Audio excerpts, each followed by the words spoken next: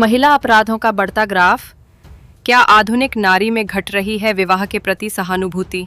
आज हम एक ऐसे संवेदनशील मुद्दे पर बात करने जा रहे हैं जो हमारे समाज की नींव को हिला रहा है। आधुनिक महिलाओं में विवाहेतर संबंधों का बढ़ता चलन और विवाह नामक पवित्र बंधन के प्रति घटती सहानुभूति। हाल ही में उत्तर प्रदेश के सिद्धार्थनगर जिले से एक चौंकाने वाली खबर सामने आई, जहां एक महिला ने 18 साल के वैवाहिक रिश्ते को दरकिनार करते हुए अपने प्रेमी के साथ मिलकर अपने पति की निर्मम हत्या कर दी। यह घटना अकेली नहीं है। ऐसे मामले लगातार सामने आ रहे हैं जो हमें सोचने पर मजबूर करते हैं कि क्या बदल रहा है हमारे समाज में, खासकर महिलाओं की मानसिकता में। क्या है इस बढ़ती प्रवृत्ति के पीछे का कारण? विशेषज्ञों का मानना है कि कई कारक इसमें भूमिका निभा रहे हैं। भावनात्मक अलगाव, शारीरिक असंतुष्टि, बदलती आकांक्षाएं और स्वतंत्रता की चाहत कुछ प्रमुख कारण हैं।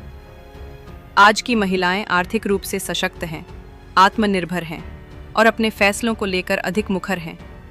यह सशक्तिकरण जहां एक ओर सकारात्मक बदलाव ला रहा है, वहीं दूसरी ओर कुछ मामलों में रिश्तों की जटिलता को भी बढ़ा रहा है।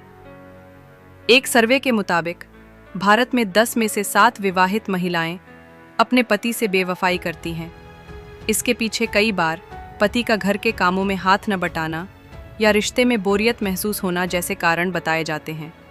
इसके अलावा ऑनलाइन डेटिंग ऐप्स और सोशल मीडिया ने भी विवाहेतर संबंधों को बढ़ावा दिया है, जिससे लोगों के लिए नए रिश्ते बनाना आसान हो गया है। विवाह की संस्था पर खतरा। पारंपरिक रूप से भारतीय समाज में विवाह को एक पवित्र और अटूट बंधन माना जाता रहा है। पति पत्नी के रिश्ते में वफादारी और समर्पण को सर्वोपरि रखा जाता था। लेकिन जिस तरह से विवाहेतर संबंधों के मामले बढ़ रहे हैं और उनमें क्रूरता का तत्व शामिल हो रहा है, वह विवाह जैसी संस्था के भविष्य पर सवालिया निशान लगाता है। यह चिंताजनक है कि कुछ महिलाएं रिश्तों की जटिलताओं को सुलझाने के बजाय बेवफाई और हिंसा का रास्ता चुन रही हैं। क्या यह विवाह के प्रति सहानुभूति की कमी को दर्शाता है? क्या आधुनिक जीवन शैली और बढ़ती अपेक्षाएं हमें रिश्तों के मूल्य को भुला रही हैं? बच्चों पर प्रभाव। इन मामलों का सबसे बुरा असर उन बच्चों पर पड़ता है जो माता पिता के ऐसे फैसलों के कारण एक अस्थिर और असुरक्षित माहौल में पलते हैं। उनका मानसिक और भावनात्मक विकास बुरी तरह प्रभावित होता है।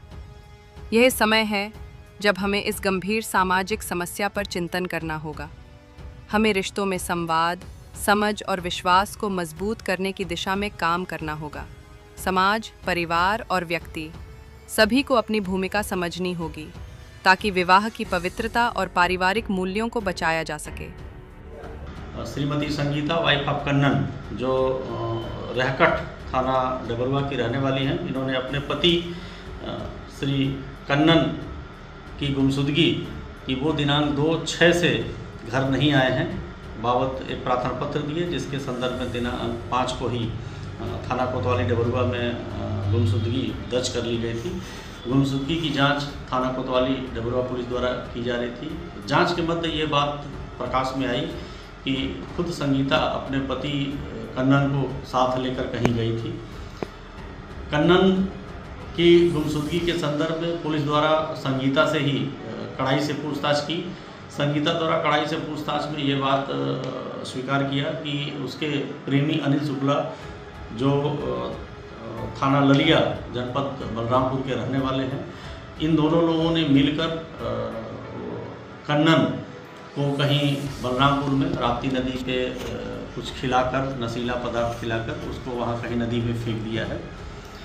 इस संदर्भ में जो है बाबूलाल, कन्नन के भाई बाबूलाल द्वारा दिनांक 9/6/25 को संगीता व अनिल के विरुद्ध VNS की धारा 140(a) का अभियोग पंजीकृत कराया है। विवेचना के क्रम में थाना डबरुआ कोतवाली द्वारा विवेचना की जा रही है। अनिल और संगीता दोनों से गहनता से पूछताछ की गई, दोनों को पकड़ा गया है। दोनों से पूछताछ में ये बात तथ्य नजर प्रकाश में आई कि बलरामपुर में राप्ती नदी जो सिमराना के पास है, वहाँ पे कहीं लोगों ने उसको नशीला पदार्थ खिलाकर फेंका था। आज विवेचना के क्रम में ही कोतवाली देहात जनपद बलरामपुर में सिमरहना ग्राम की सीमा पे राप्ती नदी के किनारे एक कंकाल के रूप में कन्नन की मृत अवस्था में बॉडी मिली है। कोतवाली पुलिस देहात की मौके पे पहुंच गई है। एसओ प्रभारी निरीक्षक डबरुआ भी मौके पे पहुंच गए हैं। शव की शिनाख्त उसके कपड़े के आधार पे उनके परिवारजनों द्वारा कन्नन पुत्र स्वर्गीय गोली उम्र 48 वर्ष के रूप में की गई है। कोतवाली देहात पुलिस द्वारा विधिक कार्रवाई की जा रही है।